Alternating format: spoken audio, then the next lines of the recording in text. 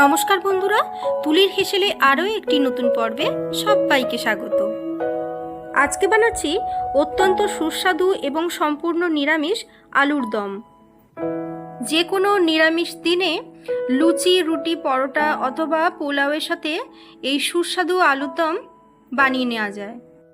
কিভাবে বানাবো চলুন দেখে নেওয়া যাক আমার আজকের ভিডিওটিতে। মশলাটা তৈরি করে নেব। একটা ব্লেন্ডিং জারের মধ্যে 2 চামচ পোস্ত, 1 চামচ সাদা তিল আর 6-8টা কাজু বাদাম একটু শুকনো ঘুরিয়ে নেব। এবার দিয়ে দেব 1 চামচ পরিমাণ ফ্রেশ নারকেল কোড়া, 1 চামচ টক দই, অল্প একটু জল দিয়ে এটার একটা মিহি পেস্ট তৈরি করে রেখে দেব। এবার একটা কড়াই গরম করতে বসিয়ে তার মধ্যে দিয়ে দেব 2 টেবিল চামচ পরিমাণ সর্ষের তেল। তেল ভালো মতো গরম হয়ে গেলে দিয়ে দেব একটা তেজপাতা আর একটা শুকনো লঙ্কা, 1/2 চামচ পরিমাণ গোটা জিরে, আর দিচ্ছি অল্প পরিমাণে একটু গোটা গরম মশলা।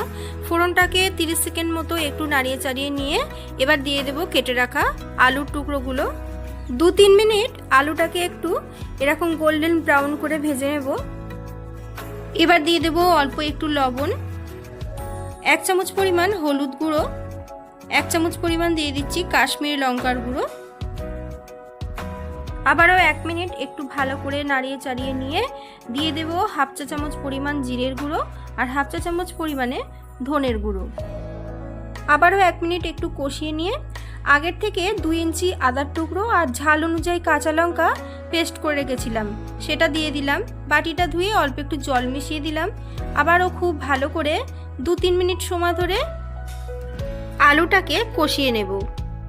এবার বড় সাইজের একটা বড় বড় টুকরো করে কেটে রাখা টমেটো দিয়ে টমেটোটাকে একটু গলে আসা অবধি অপেক্ষা করে আগের থেকে বেটে রাখা মশলাটা দিয়ে খুব ভালো করে এবার কষিয়ে নিতে হবে।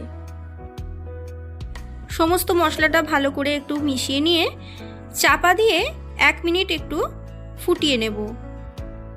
1 মিনিট পর দেখুন ঢাকা সরিয়ে কত সুন্দর তেল ছেড়ে গেছে মশলা থেকে। যেহেতু নিরামিষ আলুর দম তাই দেব 1 চামচ পরিমাণ চিনি। মশলার সাথে চিনিটা বেশ ভালো মতো মিশে গেছে। দেখুন মশলা থেকেও কিন্তু বেশ সুন্দর তেল ছেড়ে এসেছে। মশলার বাটিটা ধুয়ে একটু জল দিলাম, আরও অতিরিক্ত একটু জল দিয়ে ঝোল বাড়িয়ে নেব। এবার ঢাকা চাপা দিয়ে মিডিয়াম ফ্লেমে 5 মিনিট ফুটিয়ে নেব। 5 মিনিট পর ঢাকা সরিয়ে দেখুন আলুগুলো কিন্তু বেশ সুন্দর সেদ্ধ হয়ে গেছে।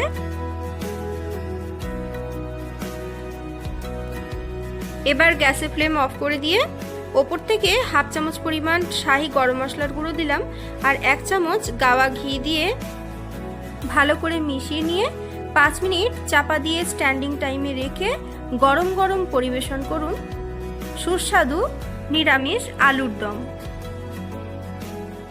আমার ভিডিওটি যদি আপনাদের ভালো লেগে থাকে তাহলে অবশ্যই ভিডিওটিতে একটি লাইক, কমেন্ট, শেয়ার করে পাশে থাকবেন।